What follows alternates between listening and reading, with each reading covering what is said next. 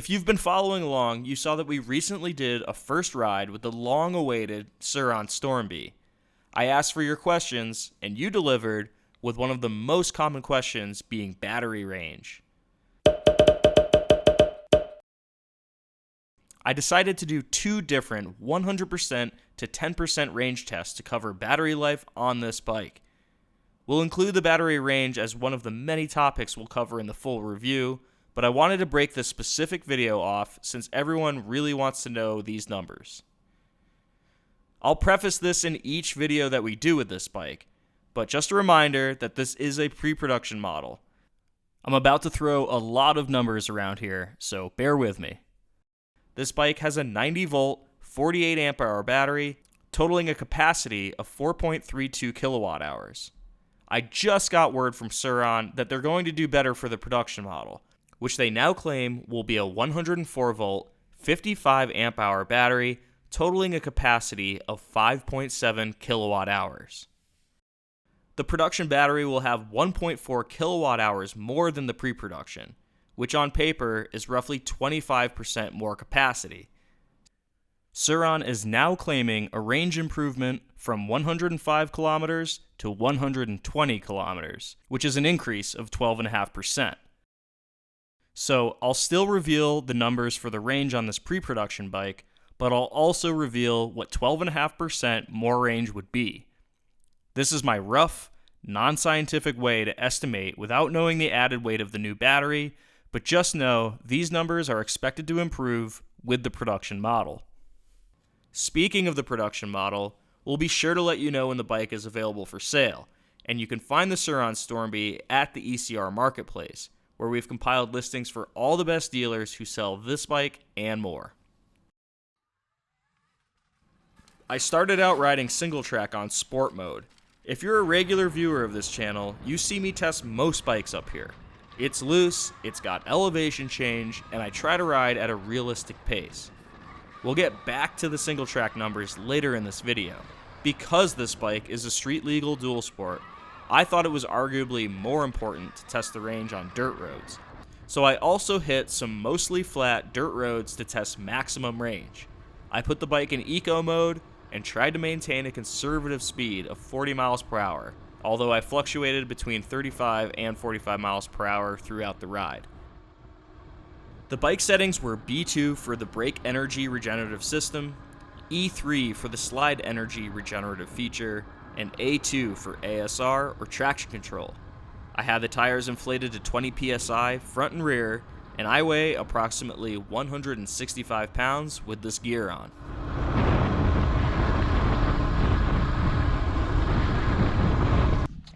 Alright guys, so I just hit 50% battery on the Sur-Ron Storm doing this long range kind of dirt road test, and the bike says I've gone 27 miles at this point. This is 50% battery, but my GPS is saying that I went 25.5 miles, so about a mile and a half of discrepancy there, but not a huge deal.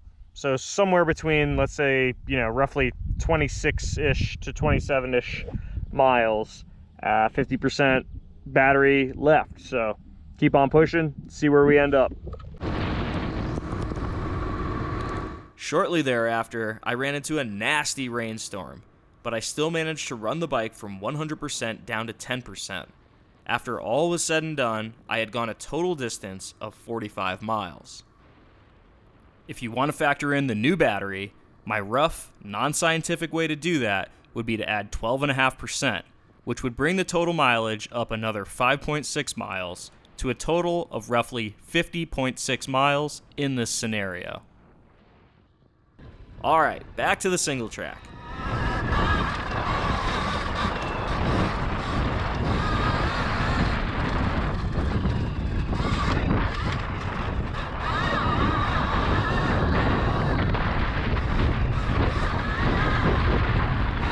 Just a reminder if you missed it, I was riding at what I call a realistic pace, in sport mode, with the factory settings at B2, E3, and A2.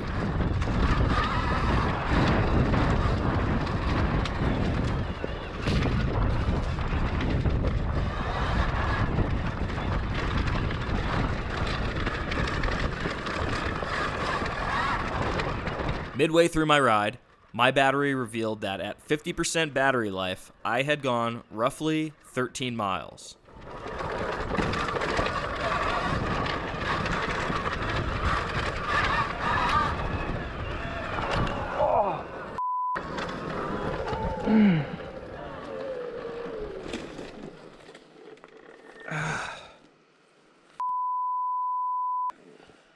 Oh, just got punched by that tree. Ugh.